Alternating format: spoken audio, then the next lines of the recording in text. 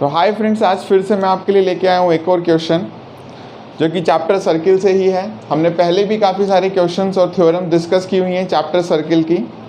तो आज हमारे पास क्वेश्चन है A B and C D are two chords of a circle with centre O intersect each other at P when produce such that M P is equal to the N P and if O M perpendicular to the A B and O N perpendicular D C such that we have to show that A B is equal to the C D. तो सबसे पहले तो हम question के according diagram बनाते हैं तो हमें कुछ क्लैरिटी मिलेगी कि हमें करना क्या है।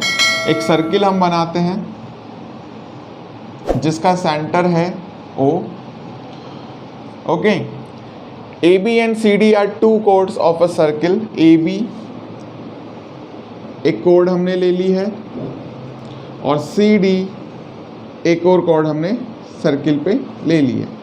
Okay, A B and C D are two chords of a circle intersects each other at P when produced, यानी कि हमें उन कोड्स को जब हमने आगे प्रोड्यूस किया इस तरीके से तो वो एक दूसरे को कुछ इंटरसेक्ट कर रही हैं कहीं पॉइंट P पर आकर के, इस तरीके से।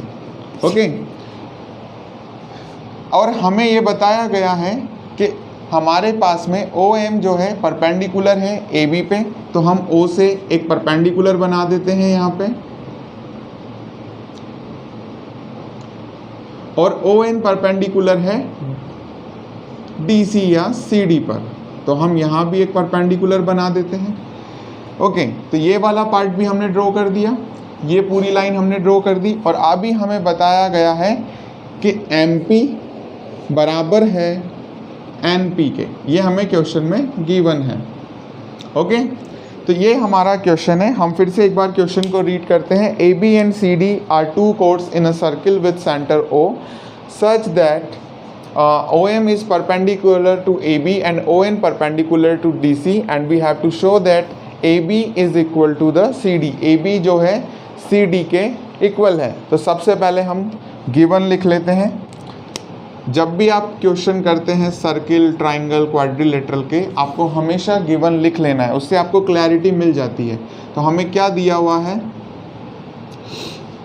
OM परपेंडिकुलर है AB के एंड ON परपेंडिकुलर है DC के, और हमें क्या दिया हुआ है, MP is equal to the NP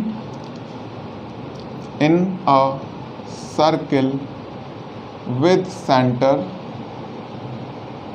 O।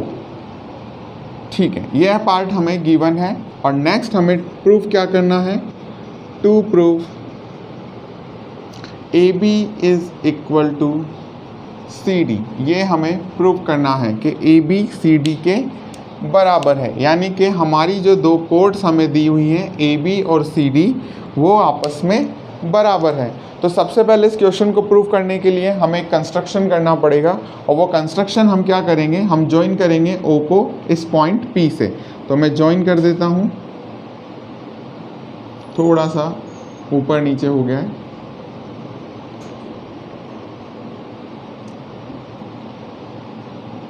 ये यहाँ हमने ज्वाइन कर दिया O और P को।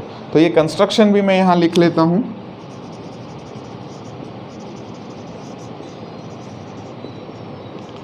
Join OP। ठीक है, अब अगर हम ध्यान से देखें तो हमें यहाँ पे दो ट्राइंगल नज़र आ रहे हैं। ठीक है, ये लाइन थोड़ी सी सीधी आती, मैंने जब ड्रॉ किया है तो ये टेढ़ी हो गई है। एक्चुअली मैं इसे सीधा ही कर देता हूँ।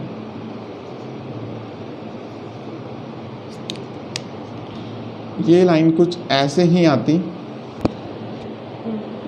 इस वाली लाइन को भी मैं स्ट्रेट कर देता हूँ, ये कुछ ऐसे यहाँ जा कर के मिलती हैं। ठीक है, थोड़ा सा कंस्ट्रक्शन बोर्ड पे मेरा ख़राब हो गया है। आई होप आप समझ पा रहे होंगे मेरी भावनाओं को।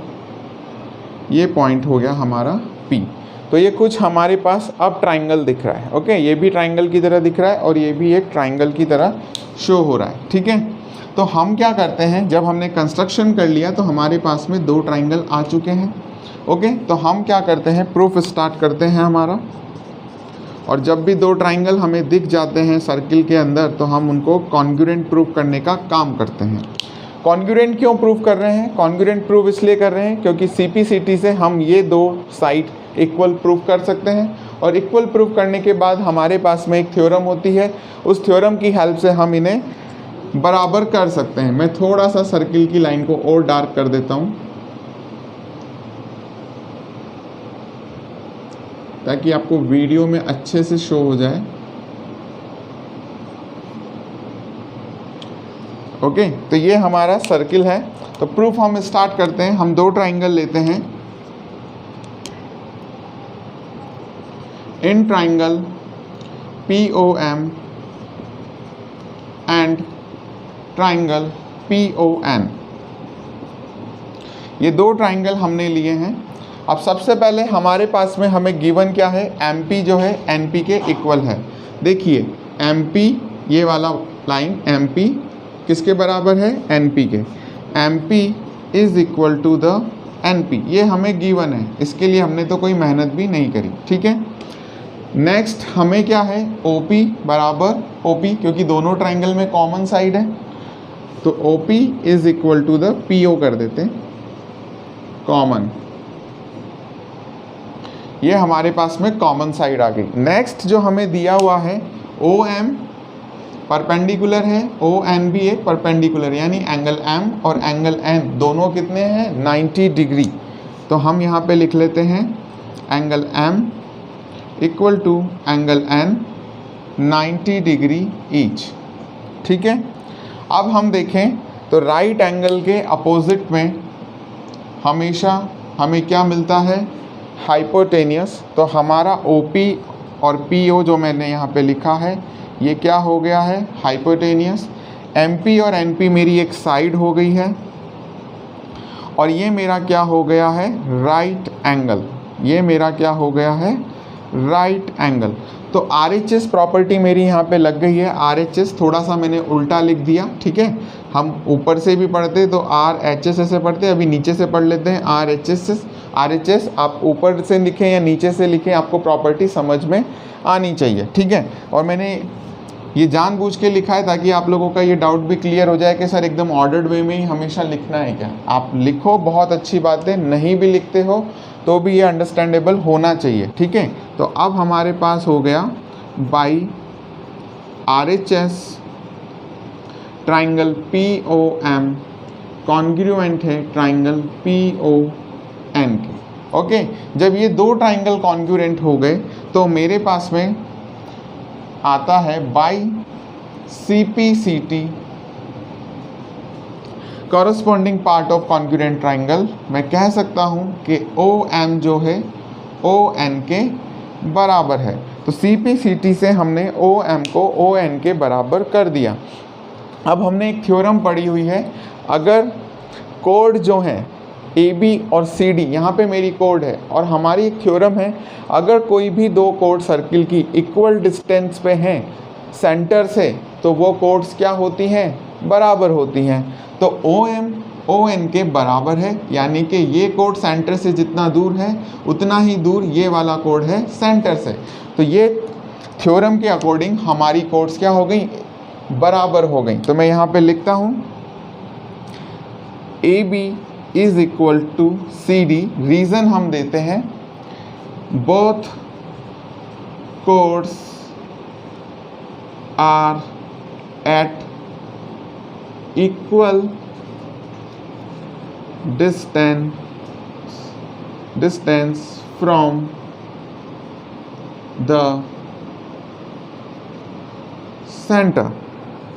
और ये हमें प्रूव करना था, और ये हमारा रीज़न हमने यहाँ पे शो किया है, और ये हमारा मेन पार्ट था जो हमने इस क्वेश्चन में किया है, जिसकी वजह से हमारा क्वेश्चन प्रूफ हो पाया है।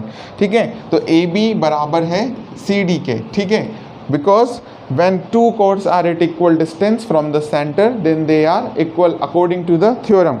मैंने सारी सर्किल की थ्योरम्स पे वीडियो बनाए हुए हैं, आप प्लीज़ जाइए, डिस्क्रिप्शन में मैं उनके लिंक प्रोवाइड कर दूंगा, आप जाइए उन्हें देखिए।